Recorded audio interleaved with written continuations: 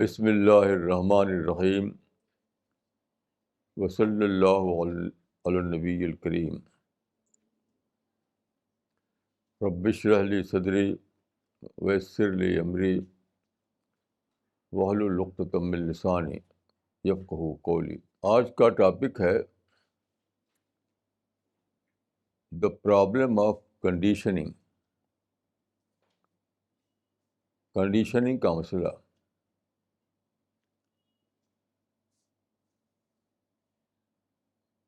Conditioning کا مسئلہ بہت ہی زیادہ سیریس ہے۔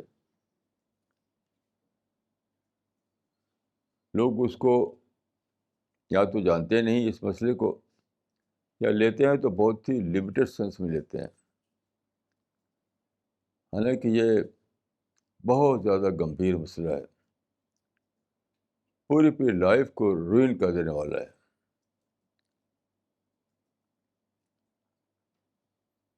دیکھیے، حدیث میں ہے کہ کل مولودی یولد علی الفطرہ فابواہ یہودانہ و نصرانہ و مجوسانہ۔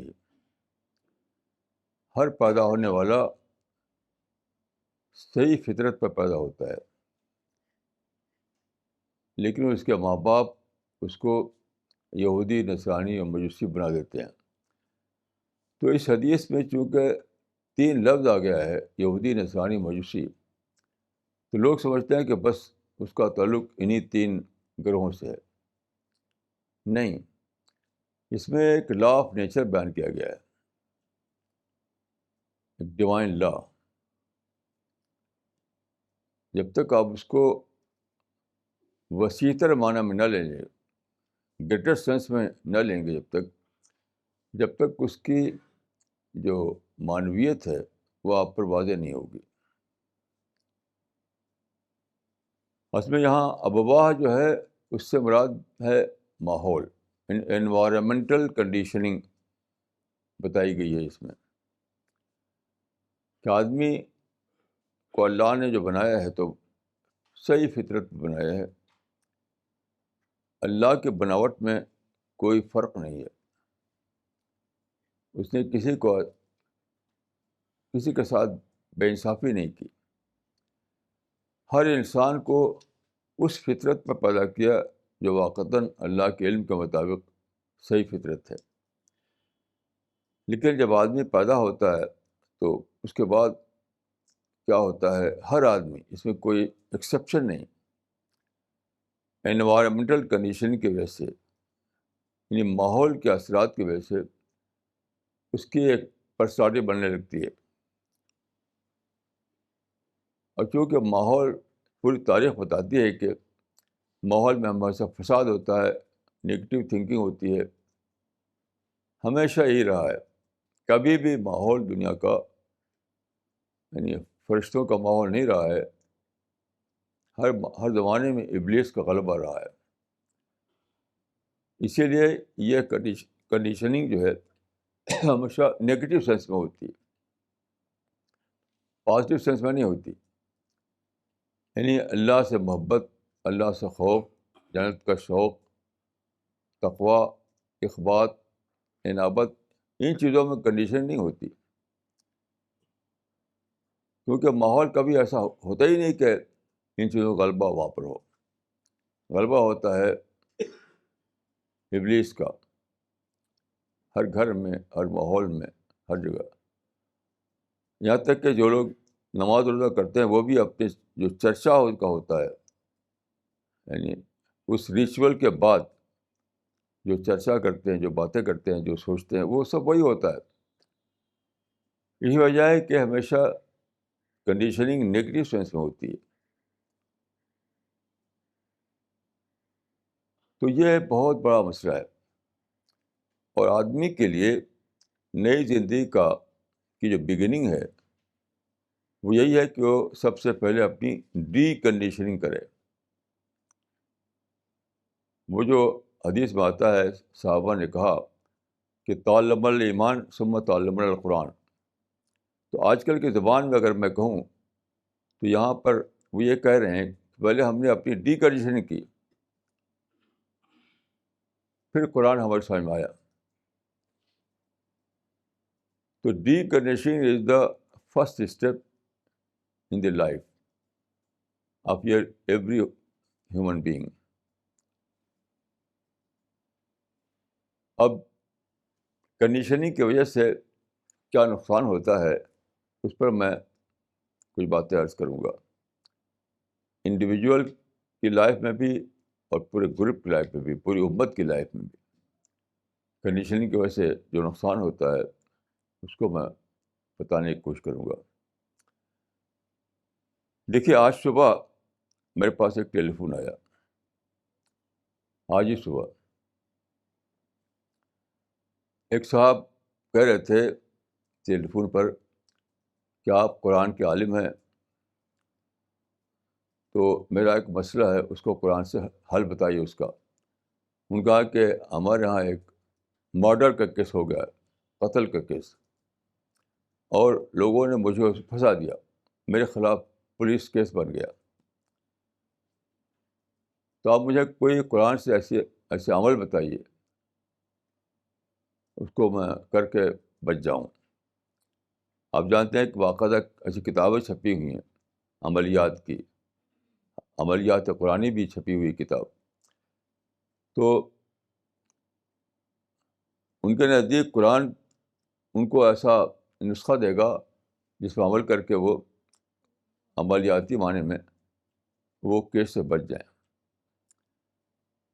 تو میں نے سوچا کہ دیکھیے, مسلمان قرآن کو کس معنی میں لیتے ہیں.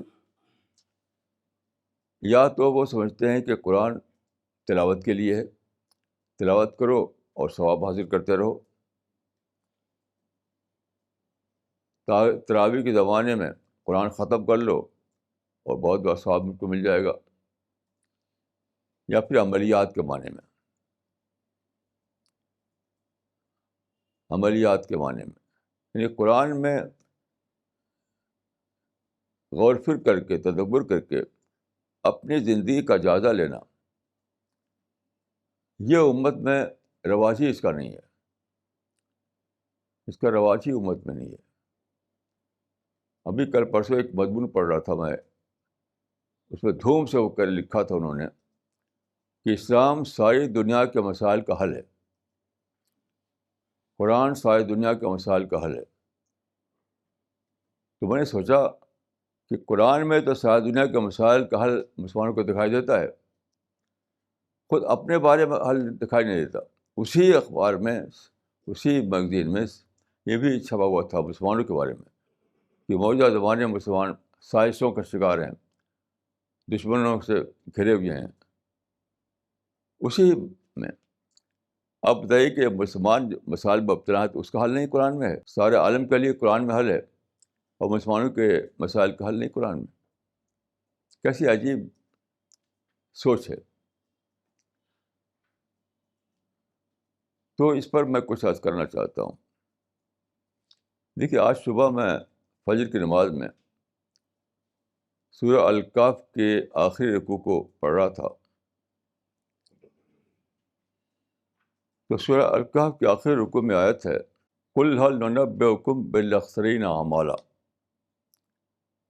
قُلْ هَلْ نُنَبِّئُكُم بِالْأَخْسَرِينَ أَعْمَالًا الَّذِينَ ضَلَّ سَعْيُهُمْ فِي الْحَيَاةِ الدُّنْيَا وَهُمْ يَحْسَبُونَ أَنَّهُمْ يُحْسِنُونَ صُنْعًا أُولَٰئِكَ الَّذِينَ حَبِطَتْ أَعْمَالُهُم. یہ ہے اس آیت میں بتایا گیا ہے کہ آدمی عمل کرتا ہے اور سوچتا ہے بہت اچھا کام کر رہا ہوں, وہ ہم یحسبون انہم یحسنون صنعا, بڑا اچھا کام کر رہا ہوں میں, لیکن اس کا عمل حب کا شکار ہوتا ہے. حب کا مطلب ہوتا ہے رائے گاہ جانا, بے نتیجہ ہو جانا, انفروٹفل ہو جانا. تو میں سوچنے لگا کہ یہ کیا بات ہے کہ آدمی خود تو اپنے بارے میں, اپنے عمل کے بارے میں سوچتا ہے کہ بڑا اچھا کام کر رہا ہوں, بہت اچھا کام کر رہا ہوں, لیکن اللہ کے نزدیک وہ ہوتا ہے بے نتیجہ کام, حب کا شکار ہو جانے والا کام. بہت عجیب بات ہے, بہت ہی عجیب بات ہے. بہت زیادہ سوچنے کی بات ہے.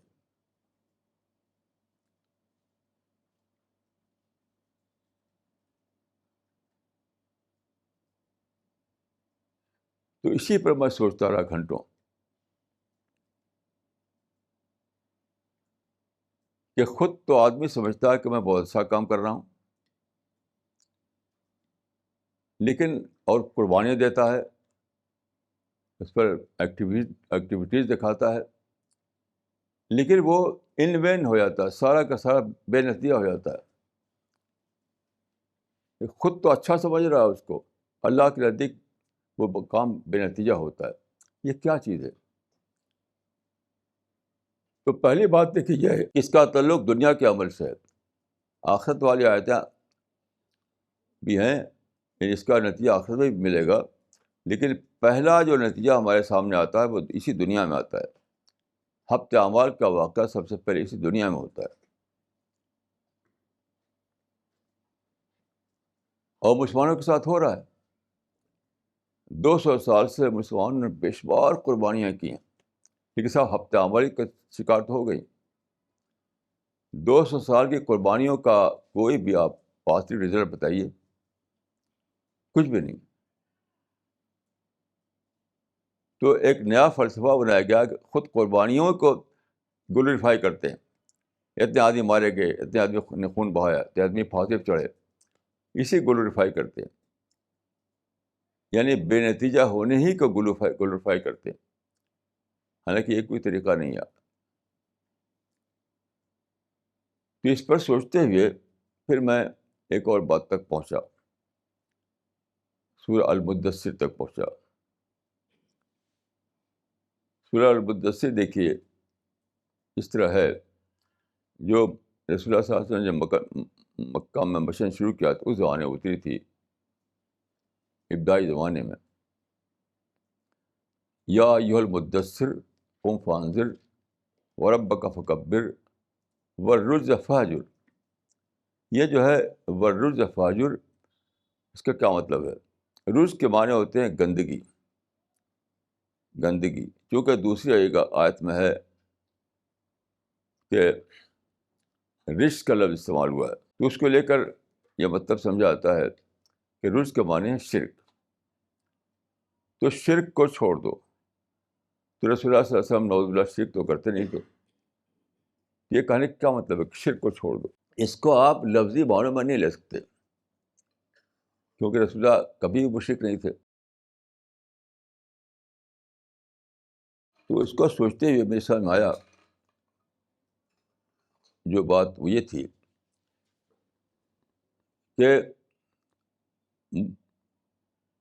وہاں کی جو صورتحال تھی مکہ میں، اس آیت کا عملی طور پر جو آپ نے انطباق کیا، جو اپلائی کیا آپ نے اپنے حالات پر، اس کو لے کر سمجھ میں آئے گی یہ آیت.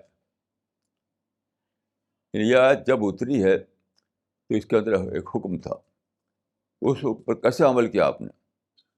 جب اس کو شامل کریں گے تب سمجھ میں آئے گا کہ ورد فاجر کیا مطلب ہے. تو آپ نے کیا عمل کیا؟ آپ نے عمل یہ کیا کہ مکہ اس وقت مشرکین کا مرکز بنا ہوا تھا.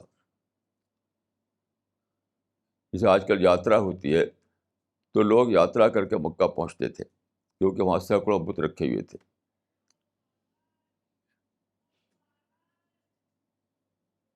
تو رسول اللہ توحید کے پیغمبر تھے، اور وہاں پر بھیڑ لگی رہتی تھی مشرکین کی.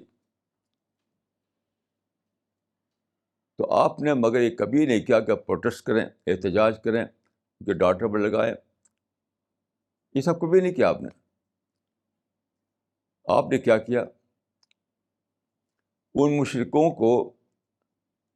کا جو قافلہ آتا تھا مکہ سارے عرب سے، ان کو آپ نے بطور مدعو استعمال کیا.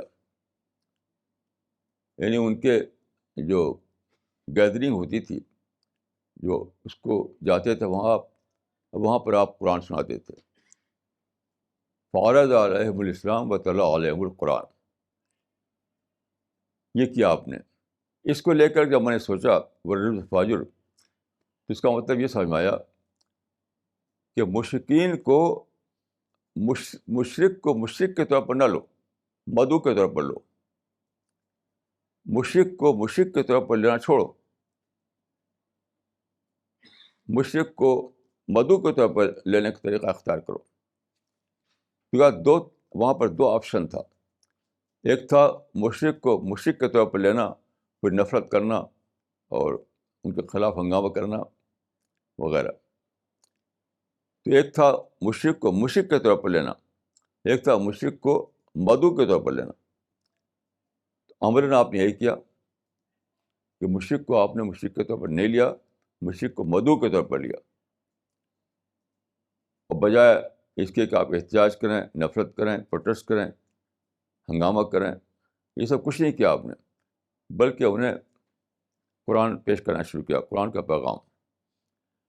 اس سے میں سمجھا کہ ورج فاجر کا مطلب یہ ہے کہ مشرکین کو مشرکین کے طور پر لینا چھوڑو، مشرکین کو مدعو کے طور پر لینے کا طریقہ اختیار کرو. یہ مطلب ہے. اب یہ کتنی انقلابی بات تھی. نگیٹیوٹی میں پازیٹیوٹی دیکھو، منفی میں مثبت کو تلاش کرو، ڈس ایڈوانٹیج میں ایڈوانٹیج کو تلاش کرو. ایک مستشرق نے اس رات کو سمجھا ہے، کلیٹ نے، اس نے رسول اللہ صلی اللہ علیہ وسلم کے بارے میں لکھا ہے. تو اس میں اس نے یہ الفاظ لکھے ہیں کہ he faced adversity with the determination to wring success out of failure. رسول اللہ نے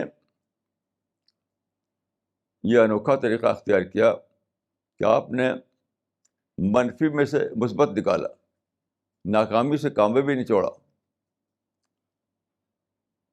اسی کو میں اور بڑھا کر کہوں تو میں کہوں گا کہ مشرکین کے قافلے کو انہوں نے مدعو میں کنورٹ کر دیا. اور پھر نتیجہ کیا ہوا آپ جانتے ہیں کہ پہلے مکہ، پھر مدینہ، پھر سارا عرب اسلامائز ہو گیا اس میتھڈ کو اختیار کر کے. اب آپ دیکھیے، اس اصول کو لیجیے، اس اصول کو لیجیے اور اس کو اپلائی کیجیے موجودہ زمانے کے مسلمانوں پر. موجودہ زمانے کے مسلمانوں میں کیا پیش آیا کہ ابدان تقریباً 1000 سال تک مسلمانوں کا مور اور لیس غلبہ قائم رہا دنیا کے ایک بڑے حصے میں. پھر ان کا ڈاؤن فال ہوا. اس کے بعد یورپ کے لوگ ابھرے، یورپ کی قومیں نکل کر ایشیا اور افریقہ میں داخل ہوئیں.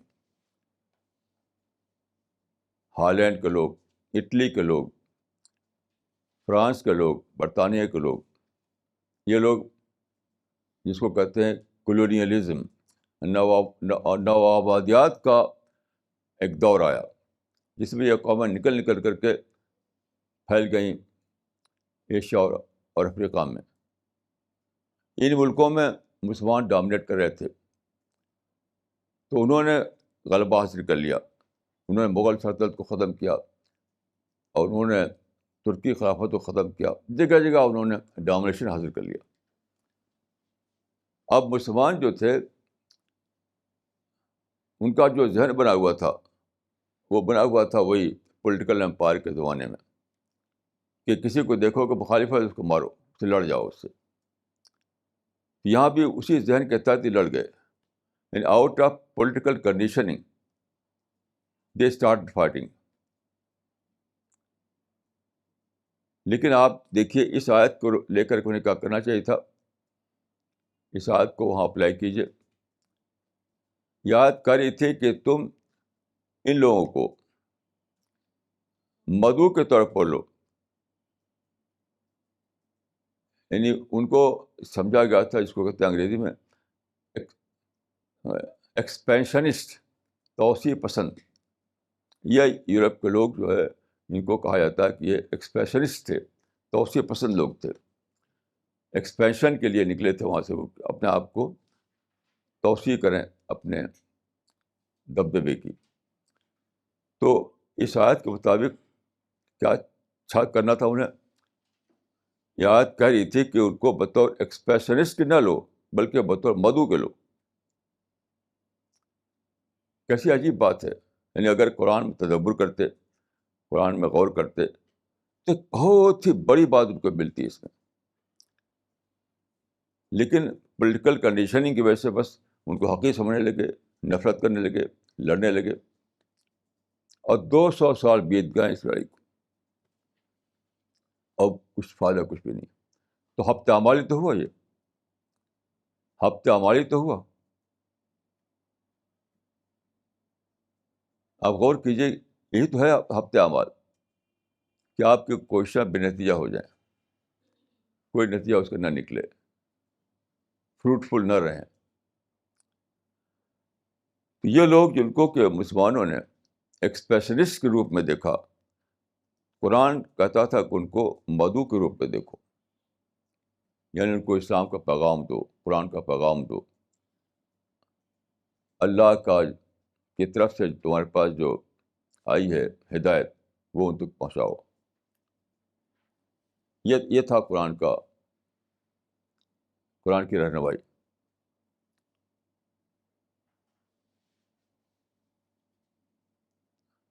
لیکن کہیں بھی مسلمانوں نے اسلام کے اس فارمولے کو اپلائی نہیں کیا. میں بہت عرصہ ہوا ایک مرتبہ گیا تھا ایک عرب ملک میں، وہاں پر اٹلی کی فوجیں داخل ہو گئی تھیں ایک زمانے میں. تو وہاں پر جہاد جہاد جہاد ہونے لگا. تو وہاں پر جس کو کہتے ہیں متحف یعنی میوزیم، وہاں پر ایک میوزیم تھا. اس میوزیم میں گیا، وہاں پر دیکھا تو اس میوزیم میں ایک بڑا سا رکھا ہوا تھا، لکھا ہوا، کہیں استعمال کیا گیا تھا، وہ وہاں پر رکھا ہوا تھا اس زمانے میں. اس میں لکھا ہوا تھا کہ موتو الیوم اعزا قبل ان تموتو غدن اذلہ. یعنی آج عزت کے ساتھ مر جاؤ قبل اس کے کہ تم کو کل ذلت کے ساتھ مرنا پڑے. تو ایک ہی آپشن لوگوں کو معلوم تھا کہ اگر اٹلی کی فوجیں گھس آئی ہیں تو بس لڑو لڑو لڑو. وہ ایکسپریشنسٹ تھے، حالانکہ وہ مدعو تھے. مدعو آپ کے گھر میں آ کر دستک دے رہا تھا. مدعو خود آپ کے دروازے، جیسے کہ رسول اللہ صلی اللہ علیہ وسلم نے جو آتے تھے عرب کے مختلف حصوں سے، مکہ آتے تھے بتوں کی زیارت کے لیے، ان کو رسول اللہ نے سمجھا کہ مدعو ہمارے پاس خود آ گیا ہے، ان کو دعوت دینا شروع کر دیا. تو یہ جو تھے یہ لوگ، ان کو ہمیں دیکھنا تھا مدعو کے روپ میں، کہ مدعو خود ہمارے پاس آ گیا ہے، اب کو دعوت پہنچاؤ، اسلام کا پیغام پہنچاؤ، توحید کا پیغام. مگر یہ نہیں ہوا، بس لڑو لڑو لڑو. سارے عرب دنیا میں ایک شعر زبان بہت رائج ہوا تھا، ہاتھ صلاح الدین ثانی تنفینہ جددی ہتین اور شب ہتینہ. پھر سے صلاح الدین کو واپس لاؤ، اور پھر سے تلوار چلاؤ، اور پھر سے شمشیر بازی کرو، پھر سے لوگوں کو قتل کرو. حالانکہ یہی تو رجز تھا جس کو چھوڑنا تھا انہیں. یہ گندگی تھی، اس کو چھوڑنا تھا. اس کا مطلب اگر اس آیت کو لیں آپ تو ایکسپریشنسٹ کو ایکسپریشنسٹ کے روپ میں لینا گندگی ہے. کیسی عجیب بات ہے. جیسے مکہ میں آئیڈل ورشپرس کو بطور آئیڈل ورشپرس کے لینا یہ گندگی تھی اللہ کی نظر میں، اور ان کو مدعو کے روپ میں لینا یہ پاکی تھی. تو اب جو آئے یہ لوگ، ہالینڈ کے لوگ آئے، اٹلی کے لوگ آئے، برطانیہ کے لوگ آئے، فرانس کے لوگ آئے، ان سب کو ہمارے لوگوں نے ایکسپریشنسٹ کے روپ میں دیکھا، توسیع پسند کے روپ میں دیکھا. یہی تو رچ تھا، یہی تو گندگی تھی. اس کے بجائے انہیں دیکھنا تھا مدعو کے روپ میں. اور سارے مسلم دنیا میں ایک تحریک چلنی چاہیے تھی دعوت کی کہ لو بھائی مدعو خود ہمارے پاس آ گیا ہے، خود ہمارے دروازے پر دستک دے رہا ہے، چلو ان کو دعوت دو. بھول جاؤ پولیٹیکل مسائل کو، بھول جاؤ کہ ان کی فوجیں یہاں آ گئی ہیں، بھول جاؤ ان باتوں کو. میں نے حسن بنا کے حالات میں پڑھا کہ وہ اسکندریہ میں تھے اس وقت، تو وہاں پر انگریزی فوجیں اتری.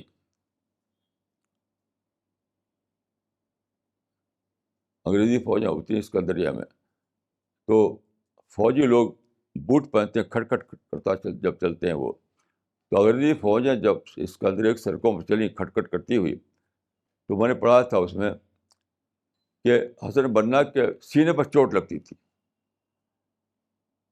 ان کے سینے پر چوٹ لگتی تھی، وہ کھڑے ہو گئے اس کو لڑنے کے لیے. حالانکہ انہیں یہ کہنا چاہیے تھا کہ دیکھو بھائی بدو ہمارے پاس آ گیا ہے، چلو ان کو دعوت دو. یعنی ہم چل کر پہنچتے ان کے پاس تو ہم کو جانا نہیں پڑا، تو خود ہی آ گئے پر، چلو دعوت دینا ہے. سینے پر چوٹ کیوں لگی آپ کے؟ آپ نے اس کو اپرچونیٹی کے طور پر کیوں نہیں دیکھا؟ رسول اللہ نے سینے پر چوٹ لگتی تھی، یعنی انہوں نے کعبہ میں بت رکھ دیے سینکڑوں کی تعداد میں، تو رسول کبھی نہیں کتابوں میں پڑھا ہم نے اس کو دیکھ کر رسول اللہ کے سینے پر چوٹ لگتی تھی. تو اسی لیے دیکھیے اتنی بے شمار قربانیاں، یعنی پیسے کی قربانی، جان کی قربانی، عزت کی قربانی، پراپرٹی کی قربانی، لیکن بے نتیجہ، ہفت اعمال کا شکار ہوئی. دیکھیے یہ سادہ بات نہیں ہے، یہ سادہ بات نہیں ہے. ہفت اعمال کا واقعہ پیش آنا اس بات کی علامت ہے، اس بات کا پروف ہے کہ تمہارا عمل اللہ تعالیٰ کو مقبول نہیں ہے. جو قرآن میں صاف صاف لکھا ہوا ہے کہ اللہ تعالیٰ اہل ایمان کی ضرور مدد کرے گا، اللہ تعالیٰ اہل ایمان کی ضرور مدد کرے گا. تو جب ہفتے اعمال کا شکار ہو گئی ہماری کوششیں، تو اس کے معنی کیا ہوئے؟ اس کے معنی کیا؟ اللہ کو قبول نہیں ہوا، اللہ نے مدد نہیں کی. ایسے ہی دیکھیے اس کے بعد کے زمانے میں امریکن آتے ہیں. پہلے وہ لوگ آئے یورپ کے لوگ، پھر بعد کے زمانے میں امریکن لوگ آئے. آج کل امریکن لوگ گھسے ہوئے ہیں ادھر ادھر. تب بھی کیا ہوا؟ مسلمانوں نے دوبارہ ان کو ایکسپریشنسٹ کے روپ میں دیکھا. بس امریکی توسیع پسندی،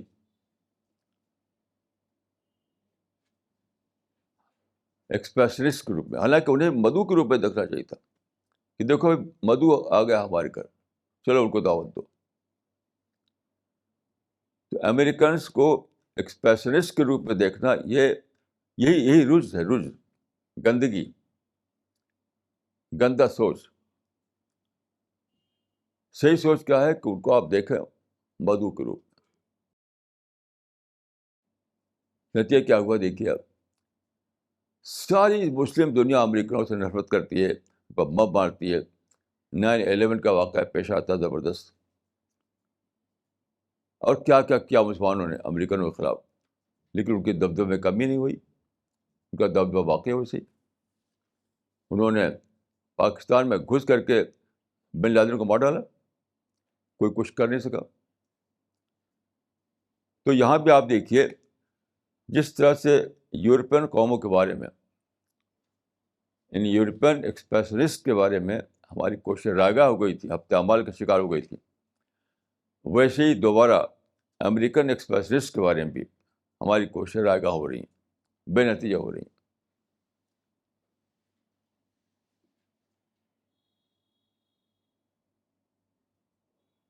اب بے شمار قربانیوں کے باوجود فائدہ کچھ نہیں. اس کے معنی کیا ہے؟ اس کے معنی ہے کہ اللہ نے آپ کے کوششوں کو ڈس اون کر دیا، ریجیکٹ کر دیا، اللہ نے قبول نہیں کیا. یاد رکھیے ہفتے اعمال کا واقعہ پیش آنا یعنی آپ کی کوششوں کا بے نتیجہ ہو جانا. یہ سادہ بات نہیں ہے، یہ ایک علامت ہے، ایک پروف ہے اس بات کا کہ اللہ کی نصرت آپ تک نہیں آئی، اللہ نے آپ کو اپنی نصرت سے محروم کر دیا. تو کتنا بڑا نقصان یہ ہے. اب دیکھیے اب مسلمان کیا کر رہے ہیں. سارے دنیا کے مسلمان ایک ہی کام کر رہے ہیں. وہ کیا؟ سازش سازش سازش، یہ شور مچا رہے ہیں. ہر طرف ان کو سازش دکھائی دیتی ہے، دشمنوں کا ظلم اور سازش. دیکھیے اس کا مطلب کیا ہے. یہ ہے اپنے اپنے غلط عمل کو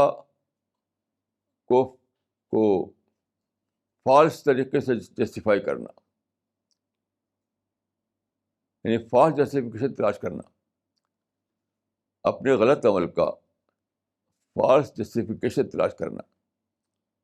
یہ مطلب ہے اس کا، جو غلطی پر دوسری غلطی کا اضافہ ہے.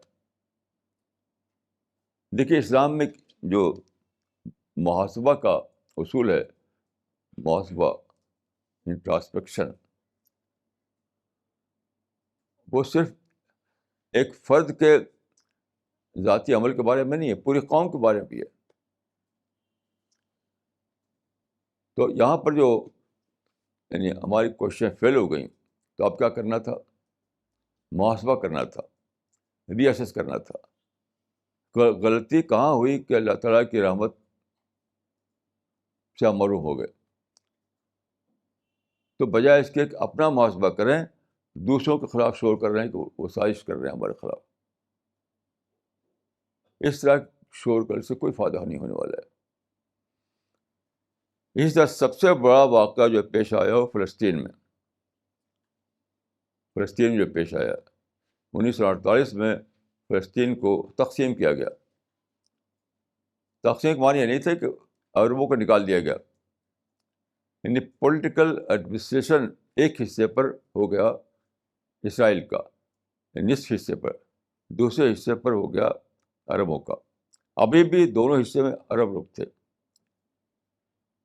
اس وقت بھی جب کہ اتنی لڑیاں ہو چکی ہیں، ابھی بھی اسرائیل میں 20% عرب لوگ رہتے ہیں. 20%، وہ خوشحالی کے ساتھ رہتے ہیں ابھی بھی. 20% عرب. تو اب غور کیجئے کہ 48 میں کتنے زیادہ عرب رہے ہوں گے.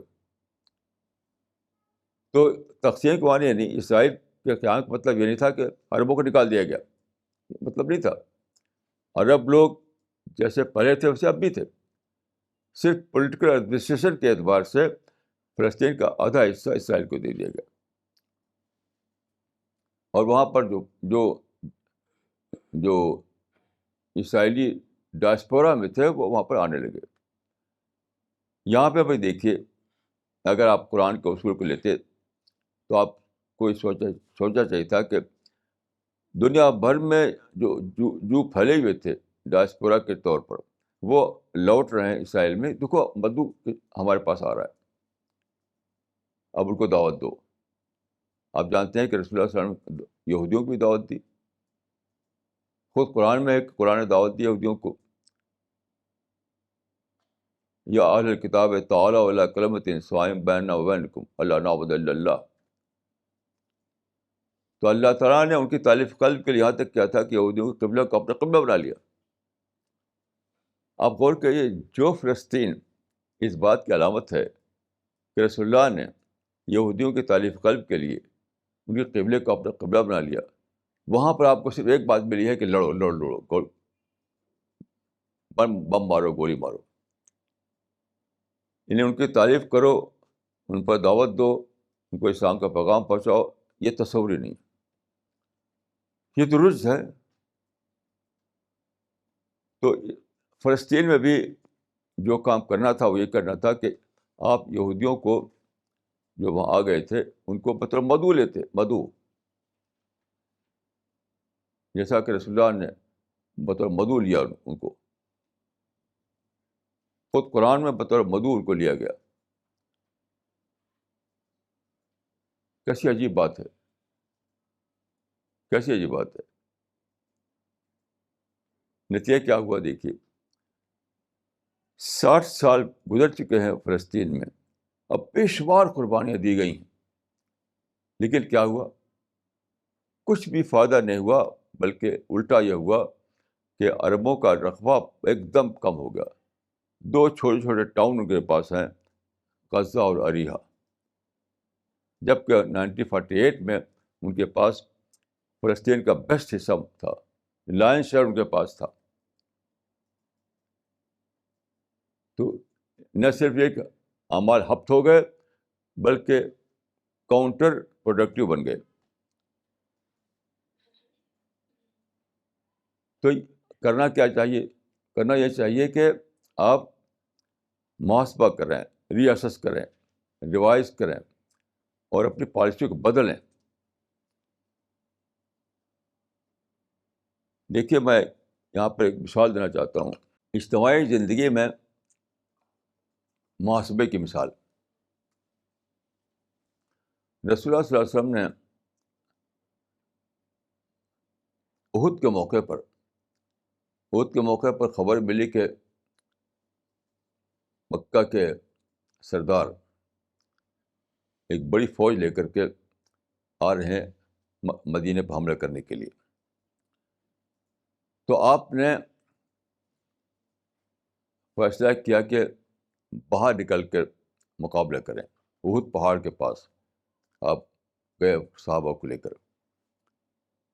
تو وہاں پر کچھ لوگ تھے, وہ کہتے تھے کہ مدینے کی تاریخ یہ بتاتی ہے کہ یہاں پر جب ہم مدینے میں رہ کر مقابلہ کرتے ہیں تو ہم دشمن پر کامیاب ہوتے ہیں, اور باہر نکلتے ہیں تو ہم ناکام ہوتے ہیں. لیکن نوجوان صحابہ کا زور تھا کہ نہیں, ہم باہر نکل کر لڑیں گے. چنانچہ رسول اللہ صلی اللہ علیہ وسلم احد کے موقع پر شہر سے باہر نکل کر کے وہاں پہنچے جہاں احد پہاڑ ہے, اور وہاں پر لڑائی ہوئی. آپ جانتے ہیں احد کے معاملے میں زبردست شکست ہوئی, بہت سے صحابہ اس میں ہلاک ہو گئے. اس کے معنی کہ یہ اسٹریٹجی جو تھی کہ مدینے سے باہر جا کر کے مقابلہ کیا جائے, یہ اسٹریٹجی قابل نظر ثانی ہو گئی. چنانچہ اس کے بعد جب اگلا موقع آیا کہ یہ خبر ملی کہ وہ دوبارہ آ رہے ہیں حملہ کرنے کے لیے, یعنی غزوہ خندق کے موقع پر, تو آپ نے دیکھیے اس کو نہیں دہرایا کہ مدینے سے باہر جا کر مقابلہ کریں. یہ خبر مل چکی تھی کہ وہ لوگ آ رہے ہیں 12,000 لشکر لے کر کے, مگر آپ مدینے سے نکل کے باہر نہیں گئے. مدینے میں رہ کر کے آپ نے خندق کھودی کہ اگر وہ لوگ آئیں گے مدینے میں گھسیں گے تو یہیں ہم مقابلہ کریں گے, یہیں لڑیں گے ان سے. چنانچہ اس میں جیت ہوئی, غزوہ خندق میں جیت ہوئی. تو یہ ہے ریوائز کرنا, ری اسس کرنا, نظرثانی کرنا, کہ پہلے آپ نے مدینے سے باہر نکل کے مقابلہ کیا تھا, لیکن اس میں بہت نقصان ہوا. تو آپ نے دوسری بار کیا کیا کہ مدینے کے اندر رہ کر کے مقابلہ کرنے کا ایک اسکیم بنائی. تو اب مسلمانوں کو کیا کرنا ہے؟ یہی کرنا ہے. وہ اس پر یعنی اس پر غور کریں کہ کیا وجہ ہے کہ یورپین ایکسپریشنسٹ کے مقابلے میں ہم لڑے, ہم ناکام ہوئے. ہم امریکن ایکسپریشنسٹ کے مقابلے میں لڑے, ہم ناکام ہوئے. ہم صہیونی ایکسپریشنسٹ کے مقابلے میں لڑے, ہم ناکام ہوئے. اب ہمیں کیا کرنا ہے؟ اب کیا کرنا ہے؟ اب ہمیں دعوت دینا, دعوت کا راستہ اختیار کرنا ہے. کیونکہ لڑائی کے میدان میں یہ ثابت ہو چکا ہے کہ مسلمان جیت نہیں سکتے. جیسے ابھی پاکستان کے حکومت نے اعلان کر دیا ہے کہ ہم انڈیا سے 4 بار لڑے, چاروں بار ہم کو ہار ہوئی, اب ہم انڈیا سے لڑنے کی طاقت نہیں رکھتے. صاف صاف کہہ دیا انہوں نے. تو ساری دنیا کے مسلمانوں کو یہ اعلان کرنا چاہیے کہ ہم نے یہ غلطی کی کہ ہم یورپین ایکسپریشنسٹ سے لڑے اور ایک طرفہ ہم کو نقصان ہوا. ہم امریکن ایکسپریشنسٹ سے لڑے, ہم کو ایک طرفہ نقصان ہوا. پھر یہودی ایکسپریشنسٹ سے ہم لڑے, ہم کو ایک طرفہ نقصان ہوا. اب ہمیں یہ کام نہیں کرنا ہے. اب ہمیں لڑائی کے میدان کو چھوڑ کر کے دعوت کے میدان میں آنا ہے. یعنی حدیبیہ کی پالیسی. حدیبیہ کیا تھا؟ حدیبیہ جو تھا میدان کے بدلنے کا معاملہ تھا. یعنی بجائے میدان جنگ کے اپنے دعوت کے میدان میں اپنی کوششوں کو ڈائیورٹ کر دیا. یہی تھا حدیبیہ. یعنی پیس ایک طرفہ شرطوں کو مان کر جو پیس پر راضی ہوئے آپ کہ جنگ نہیں ہوگی، اور 10 سال کا نوار پیکٹ تھا حدیبیہ، 10 سال کا نوار پیکٹ تھا. تو وہ میدان کو جنگ سے نکال کر کے پیسفل دعوت میں لانا تھا. وہ مسلمانوں کو کرنا ہے، وہ مسلمانوں کو کرنا ہے. اب جو شورغل مچا ہوا ہر جگہ کہ سازش ہو رہی ہے، دشمنی ہو رہی ہے، ظلم ہو رہا ہے، اس سے کوئی فائدہ نہیں. یہ ایک غلطی پر دوسری غلطی کا اضافہ ہے. آپ دیکھ لیجیے کوئی فائدہ نکل رہا ہے. سارے دنیا کے مسلمان، میں امریکہ گیا تو وہاں پر ایک ادارہ بہت بڑا بنا رکھا ہے، میڈیا واچ. ایک ادارہ بنا رکھا امریکہ میں، میڈیا واچ، مسلمانوں نے بنایا. تو جو میڈیا میں جو کچھ آ رہا ہے مسلمانوں کے بارے میں، وہ سب چھاٹ کے نکالتے ہیں. دیکھو یہ انہوں نے کہہ دیا، دیکھو انہوں نے وہ کہہ دیا، اور اس کو مسلمانوں میں پھیلاتے ہیں. کچھ فائدہ سے کچھ بھی نہیں.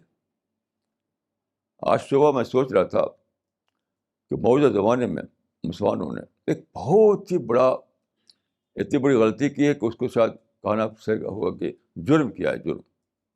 جرم وہ کیا؟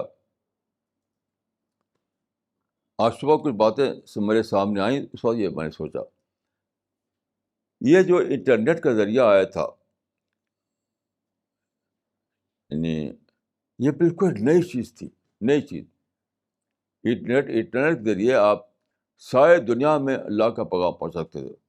ہر گھر میں کمپیوٹر ہے، ہر گھر میں کمپیوٹر ہے، ساری دنیا میں، شہروں میں، دیہاتوں میں، ہر جگہ کمپیوٹر ہے. تو آپ ایک جگہ بیٹھ کر ساری دنیا میں پہنچا سکتے ہیں اللہ کی دعوت، قرآن کا پیغام. لیکن اگر آپ دیکھیں کمپیوٹر میں جو انٹرنیٹ کو چیک کریں، مسلمانوں نے اس میں نگیٹو آئٹمس بھر رکھا ہے. یہ جو ظلم کی داستان ہے اور سازش کی داستان ہے اور نفرت کی باتیں، وہ سب بھری ہوئی ہیں اس میں. بہت سارے ویب سائٹ کھول رکھے ہیں مسلمانوں نے، ہر ملک کے مسلمانوں نے ویب سائٹ کھول رکھے ہیں. بہت ان کے ویب سائٹ میں کیا ہوتا ہے؟ سب نفرت نفرت نفرت، نفرت کی باتیں، سازش کی باتیں، ظلم کی باتیں، یہ تو بھر رکھا ہے. میں سمجھتا ہوں کہ یہ شراب پینا اور خنزیر کھانا جو ہے اسلام میں حرام ہے، لیکن یہ سپر حرام ہے. یہ سپر حرام کیوں؟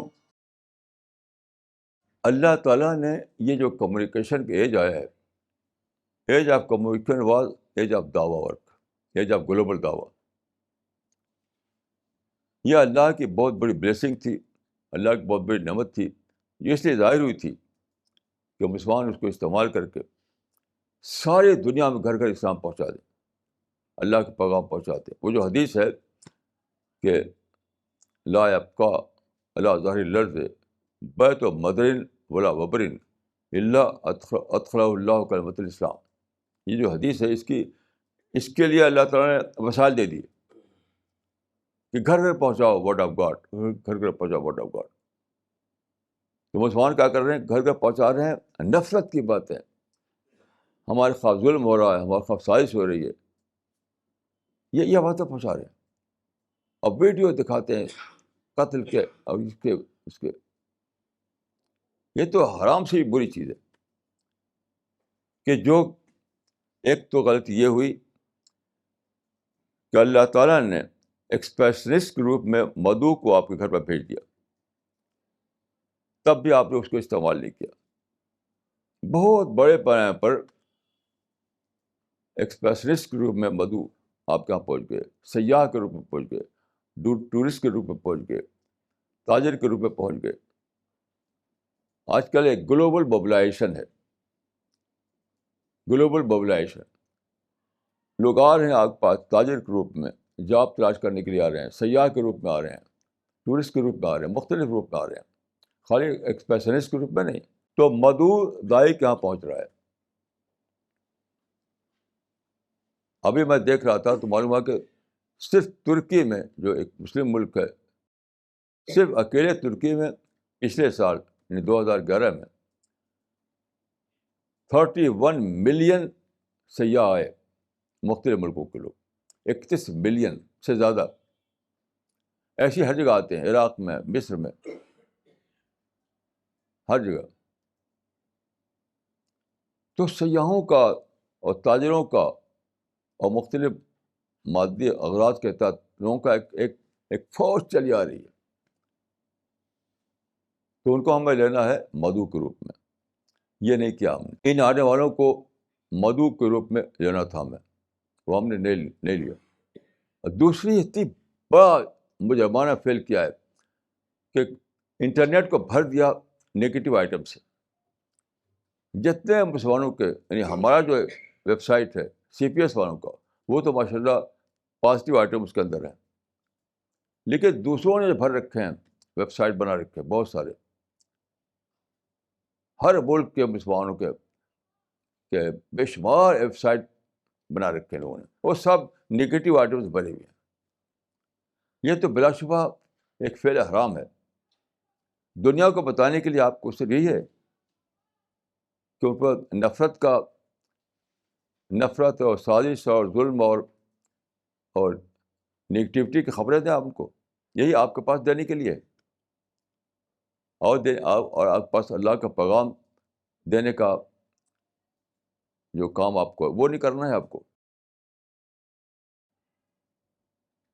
اسی لیے مسلمانوں کی ساری کوششیں ہفتہ اعمال کے شکار ہو رہی ہیں. یعنی انہوں نے جو بھر دیا سارے item, negative item website میں، تو وہ سمجھتے تھے کس طرح سے مسلمانوں کا دبدبہ ہو جائے گا، اور الٹا ان کی ذلت میں اضافہ ہو رہا ہے. یعنی کاؤنٹر پروڈکٹیو بن رہا ہے وہ. تو وہاں بھی تو ہفتہ اعمال ہو رہا ہے. ہر میدان میں مسلمان کی کوششیں، ان کی قربانی ہفتہ اعمال کا شکار ہو رہی ہیں، انفروٹفل بن رہی ہیں ان کی کوششیں. تو یہ آخری وقت آ گیا کہ جاگے مسلمان.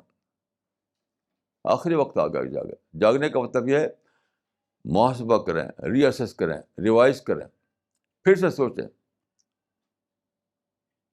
کیونکہ ہفتہ اعمال، جیسا کہ میں نے عرض کیا، سادہ بات نہیں ہے. یہ اس بات کا کھلا ہوا پروف ہے کہ اللہ کی مدد ہم کو نہیں پہنچی. قرآن میں بہت سی آیتیں ہیں جس میں صاف صاف اعلان کیا گیا ہے کہ اگر تم صحیح کام کرو گے، تم ایمان پر ہوگے، اسلام پر ہوگے، تو ضرور اللہ کی مدد تم پر آئے گی. تو جب نہیں آئی مدد، تو اس بات نہیں کیا اللہ کو ہمارا ایمان و اسلام قبول ہی نہیں ہوا. ہماری کوشش اللہ کے ہاں قبولیت کا درجہ نہیں پا سکی. کیسی عجیب چیز ہے جس پر ایک سیکنڈ کی دیری کیے بغیر سوچنا چاہیے. کیونکہ قیامت ابھی آج شام آ سکتی ہے، کل صبح آ سکتی ہے. قرآن میں ہے کہ قیامت کسی بھی وقت آ سکتی ہے. ثقلت السماوات والارض لا تأتیکم الا بغتہ. تو اگر قیامت آ جائے، آپ غور کیجیے، آج شام کو قیامت آ جائے، کل صبح قیامت آ جائے، اور سارے مسلمان اللہ کے سامنے کھڑے ہو جائیں، اور اللہ پوچھے کہ میں نے تم کو اتنا بڑا موقع دیا کہ مدعو تمہارے دروازے پہ آ گیا، اتنا بڑا موقع دیا کہ یہ یہ کمپیوٹر ٹیکنالوجی جو دنیا میں کھولی میں نے کہ تم جہاں ہو وہیں سے بیٹھے ہوئے دنیا میں پیغام پہنچا سکو. تو تم نے کیا کیا تم نے ہر چیز کو نگیٹیوٹی کھانے میں ڈال دیا. صرف نفرت اور ظلم اور سازش و انتقام، یہی خبریں تمہارے پاس تھی دنیا کو دینے کے لیے، اور کچھ نہیں تھا. تو یہ بات ہے بہت زیادہ سوچنے کی.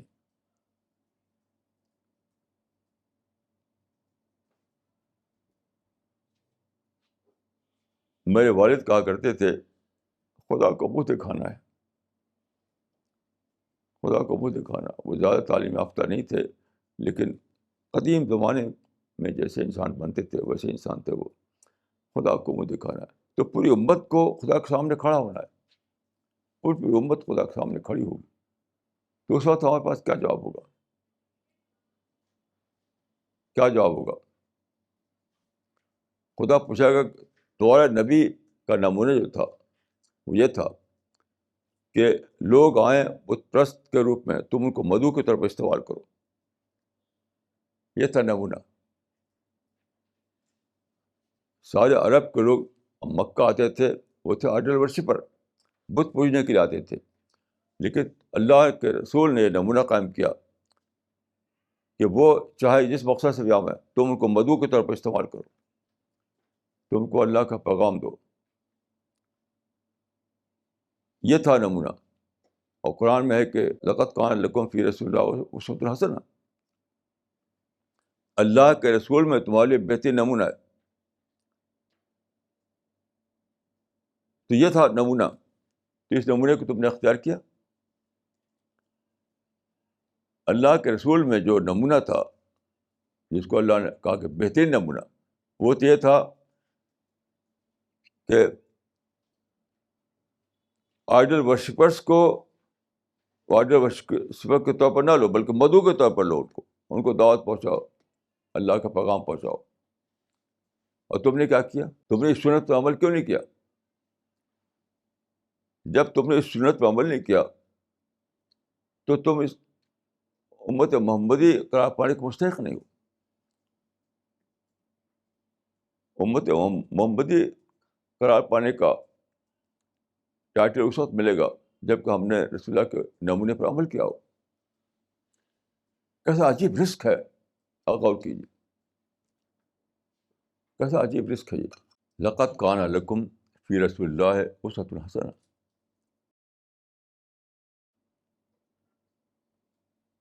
تو رسول اللہ نے جو نمونہ قائم کیا وہ تو یہ تھا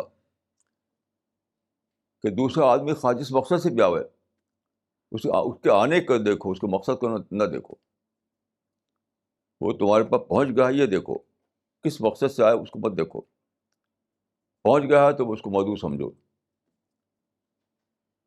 ایسے اللہ تعالیٰ پوچھیں گے کہ ساری دنیا کے لوگوں کو میں نے بھیج دیا تمہارے ملکوں میں، ساری دنیا کے لوگوں کو تاجر کے روپ میں، سیاح کے روپ میں، ایکسپریشنسٹ کے روپ میں، مختلف محرکات پیدا ہوئی، اس کی وجہ سے لوگ نکل نکل کر پہنچے مسلم ملکوں میں، تو تم نے ان کو مدعو کے طور پر کیوں نہیں لیا؟ تو ان کو قرآن کا ترجمہ دیتے، ان کو اللہ کا پیغام دیتے۔ تو رسول اللہ کے اس نمونے پر جب تم نے عمل نہیں کیا تو تم امت محمدی قرار دینے کے مستحق نہیں ہو۔ کیسی عجیب بات ہے۔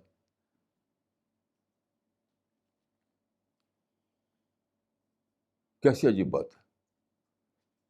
تو جیسا کہ میں نے عرض کیا کہ کنڈیشننگ کا معاملہ، تو لوگوں کی کنڈیشننگ ہو گئی ہے، پولیٹیکل کنڈیشننگ، ہر چیز کو پولیٹیکل آنکھ سے دیکھتے ہیں۔ نفرت میں کنڈیشننگ ہو گئی ہے، نفرت کے آنکھ سے دیکھتے ہیں۔ قومی ذہن بن گیا ہے سب کا، قومی ذہن سے دیکھتے ہیں۔ وہ جو تو ضرورت ہے کہ اس کی ڈی کنڈیشننگ کی جائے، ہم اس سے باہر آئیں اور ہم اس نظر سے دیکھیں چیزوں کو جیسے رسول اللہ نے دیکھا تھا۔ یعنی ہم اپنے قومی جو کنڈیشننگ ہماری ہوئی ہے اس سے باہر آئیں اور ہم لوگوں کو اس نظر سے دیکھیں جس نظر سے رسول اللہ صلی اللہ علیہ وسلم نے دیکھا تھا، کہ آنے والا چاہے جس مقصد سے آیا ہو، آپ نے اس کو مدعو سمجھا۔ ایسے اس زمانے میں آنے والے جس مقصد سے بھی آ رہے ہوں، آپ پر فرض ہے کہ آپ ان کو مدعو کے طور پر لیں۔ وہ تاجر ہیں، وہ سیاح ہیں، وہ ایکسپریشنسٹ ہیں، وہ کچھ بھی ہیں، لیکن جب وہ اسلام سے بے خبر ہیں، اللہ کے دین کا انہیں علم نہیں ہے، تو ہمیں ان کو مدعو کے طور پر لینا ہے۔ اور اس زمانے میں اتنا آسان کر دیا اللہ تعالیٰ نے، دیکھیے پرنٹنگ پریس کا زمانہ آیا ہے، اس نے کتنا آسان کر دیا۔ رسول اللہ کے زمانے میں جو پرنٹنگ پریس نہیں تھا تو لوگ کیا کرتے تھے قرآن کو یاد کر لیتے تھے اور جا جا کر سناتے تھے، اسی لیے وہ مقری کہے جاتے تھے، مقری، پڑھ کر سنانے والا۔ اب تو قرآن چھپا ہوا ہے، اسلامی کتابیں چھپی ہوئی، ہر چیز چھپا ہوا موجود ہے، ہر زبان میں آپ ترجمہ چھاپ سکتے ہیں، تو اس کو ڈسٹریبیوٹ کیجیے۔ تو اللہ تعالیٰ نے کتنا آسان کر دیا، پرنٹنگ پریس کا زمانہ، کمیونیکیشن کا زمانہ، گلوبلائزیشن کا زمانہ، یہ سارا دعوت کے لیے ہوا ہے دنیا میں۔ آج جو گلوبلائزیشن ہوا ہے، دنیا ایک ولیج بن گئی ہے، جو پرنٹنگ پریس آیا ہے، جو کمپیوٹر دور آیا ہے، پرنٹ میڈیا اور الیکٹرانک میڈیا، یہ سب دعوت کے لیے، دعوت کے لیے۔ تو ایک طرف اللہ تعالیٰ نے مدعو کو دائی کے پاس بھیجنا شروع کر دیا، دوسری طرف وہ ایسے وسائل پیدا کر دیے کہ آپ بہت آسانی سے ان کو اللہ کا پیغام پہنچا سکے۔ لیکن آپ کیا کرنے لگے؟ نفرت اور لڑائی مدعو سے، جو بلا شبہ ایک فعل حرام ہے۔ مدعو سے مدعو کو آپ کو دعوت پہنچانا ہے کہ لڑائی کرنا، آپ نے مدعو سے نفرت کرنے کا حق بھی نہیں ہے آپ کو، مدعو سے نفرت کرنا جائز نہیں ہے، مدعو کے ساتھ آپ کو ویلشر بننا ہے، خیر خواہ بننا ہے۔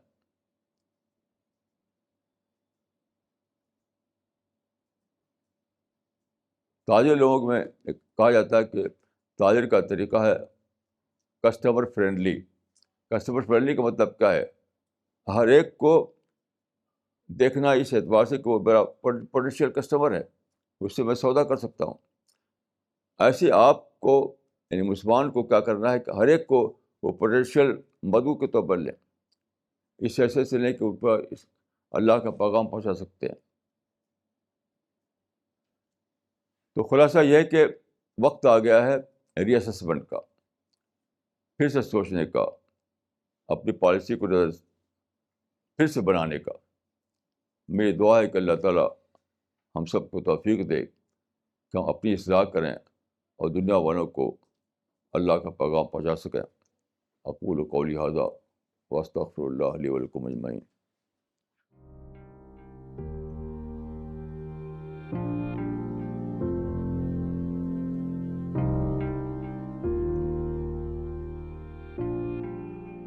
مولانا عنایت عمری صاحب کا بنگلور سے، انہوں نے لکھا ہے، مسلمان زوال کا مطلب یہ سمجھتے ہیں کہ ان سے حکومت چھین گئی، اور زوال کا خاتمہ تب ہوگا جب دوبارہ حکومت مل جائے گی۔ مولانا صاحب، کیا یہ سوچ صحیح ہے؟ یہ سوچ بالکل غلط ہے۔ یہ دنیوی، یہ سیکولر تصور ہے، دنیوی تصور ہے زوال کا۔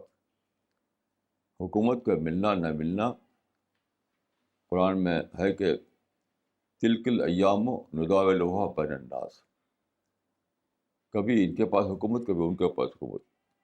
حکومت مسلمانوں کی مناپلی نہیں ہے۔ مسلمانوں کا جو زوال ہے وہ دیکھا جائے گا اسلام کے اعتبار سے، کہ ان میں اسپرٹ اسلام کی ہے کہ نہیں ہے، دعوی ورک ہے کہ نہیں ہے ان کے یہاں، خوف خدا ان کا ہے کہ نہیں ہے، محبت خدا ان کے یہاں ہے کہ نہیں ہے۔ جو اسلام کی ویلیوز ہیں اس کے اعتبار سے ان کا زوال کو دیکھا جائے گا۔ باقی یہ حکومت کا کچھ بھی تعلق زوال سے نہیں ہے، وہ تو ایک دنیوی بات ہے۔ اور قرآن میں صاف صاف یہ ہے کہ یہ ایک کے پاس نہیں رہتا، تلک الایام نداولها بین الناس، کبھی ان کے پاس کبھی ان کے پاس، اس کا تعلق زوال سے نہیں ہے۔ زوال کا تعلق اسلامک ویلیوز سے، اسلامک ڈیوٹیز سے، اسلامی ذمہ داریوں سے۔ وہ کتنا زندہ ہے، وہ زندہ ہے تو امت زندہ ہے، نہیں تو امت زوال کا شکار ہے۔ مولانا اگلا سوال یو پی سے آیا ہے، مسٹر راہل شرما کا۔ انہوں نے لکھا ہے، why is pork and alcohol prohibited in Quran? For thousands of years, people are consuming pork without any ill effects. There is no scientific proof that pork is bad for health. It is also strange that Quran promises freely available wine in heaven. If alcohol is bad, then why is it allowed in heaven? Kindly explain this. نے یہ غلط کہا انہوں نے، پور کا نقصان بلا شبہ ہے، اس میں یہ غلط کہا انہوں نے. پور جو ہے اس پر میں نے لکھا ہے، اس کو آپ پڑھ لیجیے. اور شراب کے بارے میں یہ کہنا کہ جنرل میں شراب ہوگی، شراب مانے ڈرنک. قرآن میں لفظ شراب آیا ہے وہ وائن کے معنی میں نہیں ہے، وہ ڈرنک کے معنی ہے. قرآن میں جو ہے شراب کا لفظ ڈرنک کے معنی میں. تو اس پر میں لکھ چکا ہوں اس سے پہلے، آپ اس کو پڑھ لیجیے، انشاءاللہ آپ کو اطمینان ہو جائے گا. مولانا اگلا سوال دلی سے ہے، مس نغمہ صدیقی کا. انہوں نے لکھا ہے taking negative things in a positive sense requires high thinking. How do we develop such high thinking? دیکھیے اصل چیز وہی ہے ڈی کنڈیشننگ. آدمی جو ہے کہ پیدا ہوتا ہے فطرت پر، تو گا کہ وہ ہائی تھنکنگ ہی پیدا ہوتا ہے، ہائی تھنکنگ ہی اس کی نیچر ہے. لیکن کنڈیشننگ کی وجہ سے وہ پھنس جاتا ہے نگیٹو تھنکنگ. تو میں سمجھتا ہوں کہ اصل کام جو ہے اصلاح کا وہ یہی ہے کہ ڈی کنڈیشن کی جائے، اپنے سوچ کر کے اپنے اندر سے وہ جو فطرت کے اوپر جو پردے پڑ گئے اس کو ہٹایا جائے. یہ معاملہ بالکل ایسے جیسے انین ہوتی ہے، انین پیاز میں آپ جانتے ہیں کہ آخر میں ایک مغز ہوتا ہے، اس کے اوپر پرت ہوتی ہے، کور ہوتا ہے، لیئر ہوتا ہے. تو اگر ہر پرت کو آپ نکالیں تو آخر میں مغز باقی رہتا ہے اس کا. ایسی معاملہ فطرت کا بھی ہے. فطرت کے اعتبار سے انسان ہے ہی ہائی تھنکر. اوپر جو پرت چل گئی ہے نفرت کی اور نگیٹیوٹی کی، اس کو ہٹائیے، ڈی کنڈیشن کر کے اس کو ہٹائیے. اس کے بعد جو شخصیت بچے گی وہ شخصیت وہی ہوگی، ہائی تھنکنگ والی شخصیت ہوگی.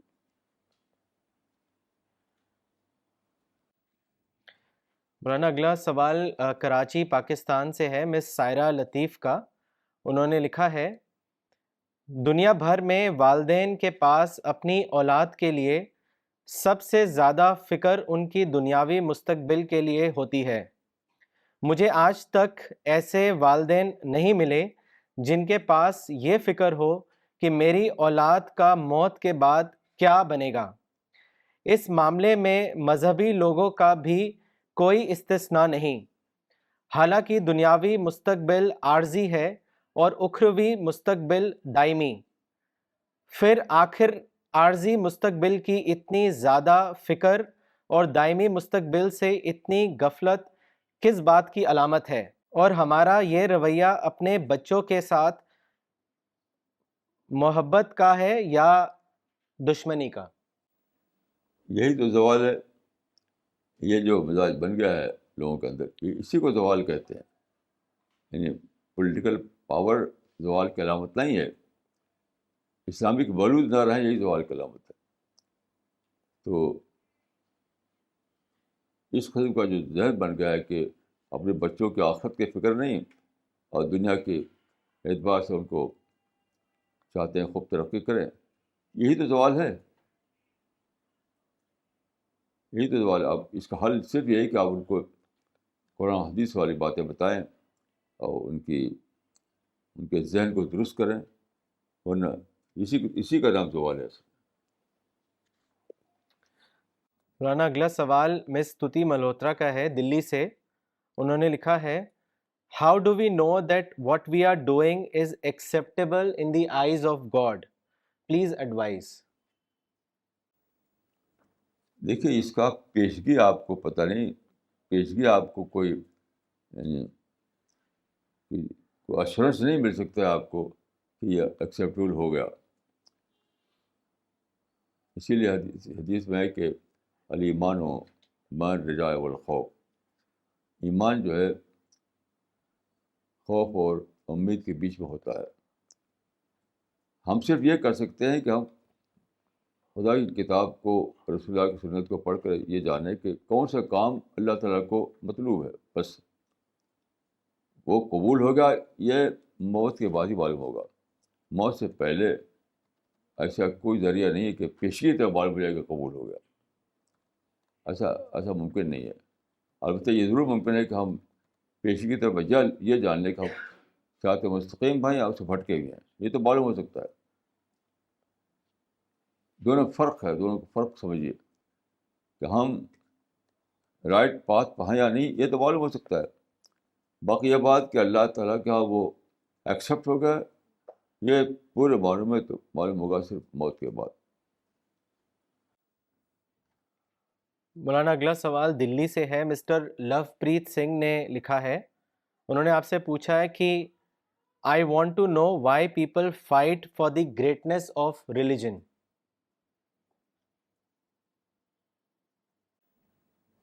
یہ تو بالکل یعنی مذہب کے خلاف ہے. مذہب کی گریٹنیس کی لڑائی یہ تو پولیٹیکل بنانا ہے. دیر از اے پولیٹیسائزیشن آف ریلیجن، یعنی مذہب کو پولیٹیکل بنانا ہے. مذہب تو ایک اسپریچول میسج ہے، اسپریچول ڈیولپمنٹ اس کا نشانہ ہوتا ہے. تو فائٹ سے کیا تعلق اس کا؟ گریٹنیس کس کو ملے گی؟ مذہب کو تھوڑی، جو مذہب کے نام پر اپنا چاہتے ہیں پاور کیپچر کرنا. تو بہرحال مذہب کے گریٹنیس کے لیے جو لڑائی لڑی جائے وہ بلا شبہ مذہب سے کوئی اس کا تعلق نہیں ہے. وہ تو لیڈری ہے، کچھ لوگ لیڈری کرتے ہیں مذہب کے نام پر. نہ اسلام میں ہے نہ کسی اور مذہب میں ہے. اس قسم کی لڑائی جو ہے نہ اسلام میں ہے نہ کسی دوسرے مذہب میں. مسٹر محمد ضمیر کامتی صاحب نے ناگپور سے سوال کیا ہے. انہوں نے لکھا ہے، مدعو کے لیے زیادہ افیکٹو اسلام کیا ہے، تھیوریٹیکل اسلام یا پریکٹیکل اسلام، یعنی مطالعے والا اسلام یا مشاہدے والا اسلام؟ مشاہدہ والا صاحب کو ہوتا ہی نہیں، ایک ہی اسلام ہے وہ مطالعے والا. یہ نظریہ غلط ہے. یہ تو ایک صاحب نے کتاب لکھی ہے شہادت حق، اس میں دکھایا ہے کہ وہ قولی شہادت عملی شہادت یہ بلا شبہ بالکل بیس لیس ہے. عملی شہادت کچھ نہیں ہوتی، قولی شہادت ہی فدی دعوت ہوتی ہے. آپ دیکھیے رسول اللہ صلی اللہ علیہ وسلم نے مکے میں کیا کیا تھا، قرآن سناتے تھے، بس قولی شہادت دیتے تھے. مدینے گئے صحابہ تو وہ کیا کرتے تھے، ان کو مقری کہتے تھے لوگ، یعنی پڑھ کے سنانے والا. تو عملی شہادت کا تصور بالکل بیس لیس ہے، اس کا اسلام سے کوئی تعلق نہیں. دعوت یاد رکھیے ہمیشہ قول کے ذریعے ہوتی ہے، اور اس کو جو طاقت دی جاتی ہے وہ دلیل کے ذریعے، عملی نمونے سے نہیں. یہ نظریہ بالکل باطل ہے میرے نزدیک کہ کوئی عملی نمونہ ہو اس سے آپ لا کر کے متاثر کے مدعو کو نہیں. اپنی دعوت کے حق میں جو چیز آپ کو جمع کرنا ہے وہ دلائل، ریزن، اس سے اس کو فورٹیفائی کیجیے. تو دعوت کی طاقت دلیل ہے، دعوت کی طاقت عملی نظام نہیں ہے. یہ بالکل باطل تصور ہے کہ دعوت کی طاقت عملی نظام ہے. دعوت کی طاقت ہے دلیل، ریزن، حقائق. مولانا ان کا دوسرا سوال یہ ہے کہ قرآن سے مسلمانوں کی دوری کا سبب کیا ہے؟ سب کا یہ تو ہوتا ہی ہر قوم میں ہوتا ہے. بعد کے نسلوں کہ مسلمانوں کی بات نہیں ہے. فطال علیہم الامد فقست قلوبہم، طول امد سے قساوت آتی ہے، طول امد سے اسپرٹ ختم ہو جاتی ہے، طول امد سے وہ حقیقی اسلام جو ہے باقی نہیں رہتا. وہی ہوا ہے مسلمانوں کے معاملے میں. یہ سارا معاملہ ہے طول امد کا فنامنا ہے. مولانا یہ سوال کراچی پاکستان سے ہے، مسٹر عبداللطیف صاحب کا.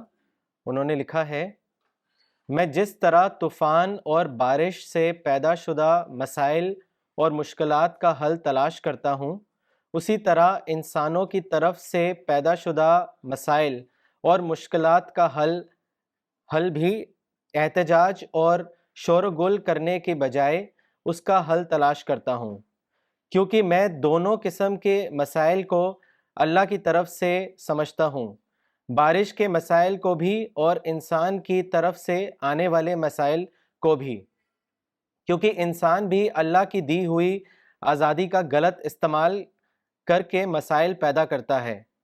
مولانا صاحب، میری یہ سمجھ کس حد تک صحیح ہے؟ ہاں، انسان کے طرف سے جو مسائل پیدا ہوں اس کے لیے کیا ہے؟ صبر ہے، صبر ہے۔ بارش آئے تو اس کے لیے آپ کو چھت بنانا ہے، بارش اگر آتی ہے تو آپ کو چھت بنانا ہے، گرمی کا زمانہ آتا ہے تو آپ کو سایہ تلاش کرنا ہے۔ لیکن انسانوں کی طرف جو مسائل پیدا ہوتے ہیں ان کے لیے صبر کرنا۔ صبر کے معنی کیا ہوتے ہیں؟ صبر کے معنی ہوتے ہیں مبنی بر حقیقت پلاننگ، ریلیٹیو بیسڈ پلاننگ، یہ ہے صبر۔ یعنی حالات کا جائزہ لیجیے اور دیکھیے کہ آپ کے وسائل کیا ہیں، فریق ثانی کے وسائل کیا ہیں، تو اپنی طاقت اور اپنے وسائل اور حالات کو لے کر کے سارے معاملے کا جائزہ لیا جائے، پھر جو نقشہ بنایا جائے عمل کا، اس کا نام ہے پلاننگ، اسی کا نام ہے صبر۔ یہ ہے یعنی صحیح طریقہ اس معاملے میں۔ مولانا تمل ناڈو سے مولانا اقبال عمری نے سوال کیا ہے، انہوں نے لکھا ہے، مولانا کیا انسان کا ضمیر یہ کہہ رہا ہے کہ امن دو اور دعوت کا موقع لو؟ میں یوں کہوں گا کہ دائی کا کنسرن ہے معدل حالات میں دعوت دینا، تو یہ دائی کی ذمہ داری ہے کہ وہ امن قائم کرے، مدعو کی ذمہ داری نہیں ہے۔ امن قائم کرنا دائی کی ذمہ داری ہے، کیونکہ دائی کو یہ مطلوب ہے کہ لوگوں تک دعوت پہنچے، دعوت سے سرگرمی جاری ہوں، تو اس کے لیے معدل حالات درکار ہیں، امن کے حالات درکار ہیں۔ تو یہ مدعو کی ذمہ داری ہے کہ وہ ہر قیمت پر امن قائم کرے، جیسے رسول اللہ صلی اللہ علیہ وسلم نے ہر قیمت دی اس لیے کہ امن قائم۔ جب تقاضا ہوا مکے میں تو آپ ہجرت کر گئے، حدیبیہ کے موقع پر آپ نے ایک طرفہ شرطیں مان لیں، تو حالات کے اعتبار سے یہ فیصلے کیا جائے گا کہ امن کو قائم کرنے کا طریقہ کیا ہے۔ باقی میں یہ بات ضرور کہوں گا کہ یہ دائی کی ذمہ داری ہے، مدعو کی ذمہ داری نہیں ہے۔ مدعو سے مانگ کرنا یہ بالکل اس مسئلے میں بالکل ایک irrelevant بات ہے۔ مولانا دہلی سے مسٹر بھاسکر راؤ نے سوال کیا ہے، انہوں نے لکھا ہے، please advise me how I can lead a life peacefully. دیکھیے، پیسفل لائف کا راز ہر ایک کے لیے ایک ہی ہے، ہر ایک کے لیے۔ وہ کیا ہے؟ ان پلیزنٹ سچویشن کو اگنور کرنا، اوائڈ کرنا۔ کیونکہ دیکھیے، چاہے کوئی بھی ہو، غریب ہو، امیر ہو، پڑھا لکھا ہو، جاہل ہو، انڈیا کا آدمی ہو، امریکہ کا آدمی ہو، یہ بالکل لا آف نیچر ہے کہ طرح طرح کے اس کو ان پلیزنٹ سچویشن پیش آئے گی، وہ ہوگا ہی ہوگی لازماً۔ وہ اوباما کے ساتھ بھی ہوتا ہے، وہ ڈاکٹر منموہن سنگھ کے ساتھ بھی ہوتا ہے، ہمارے آپ کے ساتھ بھی ہوگا۔ تو اس ان پریزنٹ سچویشن کو اگنور کرنا، اس کو اوائڈ کرنا، اس کو ایڈجسٹ کرنا، اس کو مینیج کرنا، you have to learn the art of management. تو یہ بالکل ممکن نہیں ہے کہ ایسے حالات ہو جائے آپ کے لیے کہ بالکل نارمل ہو، کچھ آپ کے خلاف نہ ہو بات، کوئی ایسا ہو نہیں سکتا ہے۔ تو جو آدمی پیس چاہتا ہو تو اس کو یہی پرائز دینی پڑے گی کہ خلاف پیس حالات میں پیسفل رہنا، خلاف پیس حالات میں پیسفل رہنے کا راز دریافت کرنا، بس یہی ہے پیسفل زندگی حاصل کرنے کا راز۔ مولانا تمل ناڈو سے اقبال عمری صاحب نے سوال کیا ہے. انہوں نے لکھا ہے اتمام حجت کی حد کیا ہے؟ دیکھیے اتمام حجت کی حد ہمارے لیے کوئی نہیں. یہ پیغمبر کا معاملہ ہے.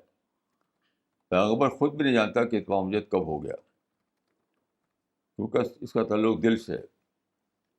تو پیغمبر کے معاملے میں تو اللہ تعالیٰ فرشتے کے ذریعے خبر کرتا ہے کہ اتمام حجت ہو گیا. بس ہم آپ تو دعوت دیتے رہنا ہے. کبھی ہم یہ نہیں کہہ سکتے کہ آپ اتمام حجت ہو گیا. پیغمبر بھی نہیں کہہ سکتا اپنے آپ. وہ تو جب آتا ہے فرشتے کی طرف سے علم، تب پیغمبر جان لیتا ہے کہ اتمام حجت ہو گیا، ورنہ پیغمبر بھی نہیں جان سکتا. تو یہ سوچ صحیح نہیں ہے کہ ہم یہ اس طرح سوچیں کہ ہمیں اتمام حجت کر دیا ہم نے. نہیں، کبھی بھی ہم یہ نہیں کرنے کی کوشش ہو سکتے ہیں کہ ہم نے اتمام حجت کر دیا. ہمیں تو بس دعوت دیتے رہنا، دعا کرتے رہنا بس. اور ہمارے پاس کوئی دوسرا آپشن نہیں. مولانا اگلا سوال مسٹر دانیال صاحب کا ہے بہار پٹنہ سے. انہوں نے لکھا ہے مولانا ہم جو ایکٹیویٹی کرتے ہیں وہ قومی سطح کی بھی ہوتی ہیں اور انفرادی سطح کی بھی. مولانا ہماری ایکٹیویٹی قومی سطح پر ہفتے اعمال کی شکار ہو گئی ہے. اس کی وضاحت آپ نے الحمدللہ آخری حد تک کر دیا ہے اور اس کا حل بھی آپ نے بتا دیا. مولانا انڈیویجول سطح پر ہم اپنے آپ کو ہفتے اعمال سے کیسے بچائیں؟ صبر کرنا سیکھیں، بس ایک ہی بات ہے. سارا معاملہ جو ہے اس میں جو ڈیسائیڈنگ فیکٹر ہے وہ صبر ہے. بے صبری سے کام بگڑے گا، صبر سے کام بنے گا. بے صبری کے ساتھ جو کام کریں گے آپ سے ہفتے اعمال کا شکار ہوتا رہے گا. تو کوئی بھی دوسرا فارمولہ اس کو سوا نہیں ہے کہ پیشنس، اوائڈنس، اسی کا نام ہے صبر، اور کوئی دوسرا فارمولہ نہیں. صبر کا مطلب ہوتا ہے ریئلسٹک اپروچ. صبر کوئی بزدلی نہیں ہے، پیچھے ہٹنا نہیں ہے. صبر کا مطلب ہوتا ہے ریئلسٹک اپروچ. میں نے ایک مضمون لکھا تھا ایک بار ہندوستان ٹائمس میں، وہ کشمیر کو لے کر کے اور پنجاب میں جو خالصہ تحریک چل رہی تب لکھا تھا اس بارے میں. تو اس کا ٹائٹل تھا ایکسیپٹینس آف ریئلٹی. جو ریئلٹی ہے اس کو مان لو. اسی کا نام صبر، اور اسی میں کامیابی ہے. مولانا اگلا سوال رائے پور سے آیا ہے مسٹر ادریس کا. انہوں نے لکھا ہے ایکسیپٹنگ جوش قبلہ واز اے سپر تالیف کلف اینڈ چینج ٹو کعبہ marks end of its need. Muslim says that Allah says in Quran about Jews, no matter how hard you try, they will not follow the right path but only a few of them. Maulana please guide کہ یہ سوچ کیا صحیح ہے؟ دیکھیے یہ سوچ بالکل غلط ہے. وہ یہود کے بارے میں جو الفاظ ہیں وہ that is language of hammering. کیونکہ کتنے مسلمان ہو گئے، بہت سے یہودی اس وقت مسلمان ہوئے، اب بھی مسلمان ہوئے. بات کو مریم جمیلہ یہودی فیملی میں پیدا ہوئی، مسلمان ہو گئیں. اسد صاحب یہودی فیملی میں پیدا ہوئے، مسلمان ہو گئے. تو یہ کوئی بات نہیں ہے. اور میں دوسری مثال دیتا ہوں. دیکھیے اہل مکہ کے بارے میں ہجرت کے پہلے یاد اتری تھی کہ تم نہیں عبادت کرو گے اس کی جس کی عبادت میں کرتا ہوں. حالانکہ یہ سب کے سب اسلام میں داخل ہو گئے، سارے اہل مکہ. بہت عجیب بات ہے. اس کو پڑھیے اس سورہ کو آپ. بولا انتم عابدون ما اعبد، تم نہیں ہو عبادت کرنے والے اس کی جس کی میں عبادت کرتا ہوں. یہ اہل مکہ کے بارے میں. اور ان کو ایھا الکافرون کہہ دیا گیا. لیکن یہی سارے لوگ تو داخل ہو گئے اسلام میں فتح مکہ کے بعد. تو یہ لینگویج آف ہیمرنگ ہے، یہاں بھی وہاں بھی. اس کو لاجیکل سینس میں ہرگز نہیں لینا چاہیے. مولانا اگلا سوال آندھرا پردیش سے مسٹر امتیاز احمد صاحب کا آیا ہے. انہوں نے لکھا ہے دعوت، ہجرت، جہاد، کیا یہ مطلوب ترتیب ہے؟ ہرگز نہیں. کچھ لوگ یہ سمجھتے ہیں کہ یہ مطلوب ترتیب، یہ کوئی ترتیب نہیں ہے. یہ دیکھیے، یہ سب ڈیپینڈ کرتا حالات پر. It all depends upon situation. آپ دعوت دیں گے اور اس کے بعد حالات طے کریں گے کہ اگلے مراحل کیا ہوں. ایک کتاب چھپی ہے، اس میں یہ لکھا ہے کہ دعوت اور ہجرت اور جہاد یہ بالکل غلط ہے. یہ تاریخ سے نظریہ بنانا ہے. یہ جو کہتے ہیں جو لوگ، ایک موٹی سی کتاب چھپی ہے دعوت ہجرت جہاد، یہ تاریخ کو نظریے کا درجہ دینا ہے. تاریخ سے آپ نظریہ نہیں بنا سکتے. تو اصل چیز جو حکم ہے اسلام میں وہ تو دعوت کا ہے. دعوت دیں گے، باقی کیا حالات پیش آئیں گے اس کے مطابق فیصلہ ہوگا. حالات کے مطابق اسی وقت فیصلہ کیا جائے گا. باقی کوئی ترتیب نہیں، ہر کی ترتیب نہیں ہے. ایسی جو لوگ ایسا کہتے ہیں وہ بالکل بیس بات کرتے ہیں، بیس جیسے بات. مولانا اگلا سوال دوحہ قطر سے ہے، مولانا عبد الباسط عمری صاحب کا. انہوں نے لکھا ہے، مولانا معرفت کا مسئلہ ایسا کیوں ہے کہ خدا کو دریافت کرنے کے بعد بھی اگر کچھ دن غور اور فکر میں کمی ہو جاتی ہے تو پھر خدا کی یاد کیفیت کے ساتھ نہیں آتی؟ مولانا اس بارے میں وضاحت چاہتا ہوں. دیکھیے، یہ معرفت ایک دن کے دریافت کی چیز نہیں ہے. جیسے ایک دن آپ جان لیں کہ 2 اور 2 مل کر 4 تو ہمیشہ کے لیے ہو گیا. معرفت کا معاملہ ایسا نہیں ہے. 2 اور 2 مل کر 4 تو ایک بار دریافت کر لیے تو ہو جائے گا. لیکن معرفت تو ہر روز دریافت کرنی ہے آپ کو. قرآن میں ہے کہ کل یومن ہوا فی شان، یعنی ہر دن اللہ کی طرف سے آپ کو کچھ اسپیشل آنا چاہیے. ہر دن. اس آیت میں اسی کا ذکر ہے کہ ہر دن اللہ تعالیٰ کی طرف سے کچھ اسپیشل آتا ہے. تو وہ اسی اسپیشل سے تو یعنی ایمان میں اضافہ ہوتا ہے، اسی سے معرفت میں اضافہ ہوتا ہے. تو جب آپ اللہ سے تعلق رکھیں گے، اللہ کو یاد کرتے رہیں گے، اللہ سے دعا کرتے رہیں گے، اللہ کی کتاب میں مطالعہ کرتے رہیں گے، تو ہر دن نئے آئٹم آئیں گے معرفت کے. کیونکہ معرفت کے آئٹم جو ہیں وہ انگنت ہیں، یعنی بلین ٹریلین سے بھی زیادہ ہیں. تو اگر معرفت کے نئے آئٹم آنا بند ہو جائے تو پھر تو جمود آ جائے گا، جمود. اس وجہ سے یہ صحیح نہیں ہے کہ معرفت ایک بار مل جاتی ہے. نہیں، معرفت ہر صبح شام اس کے آئٹم آتے رہتے ہیں. اس لیے وہ ایک زندہ معرفت بنی رہتی ہے ہمیشہ. کبھی اس پر جمود نہیں آتا ہے. جمود کا مطلب ہے stagnation. Okay, we will end the session now. Thank you.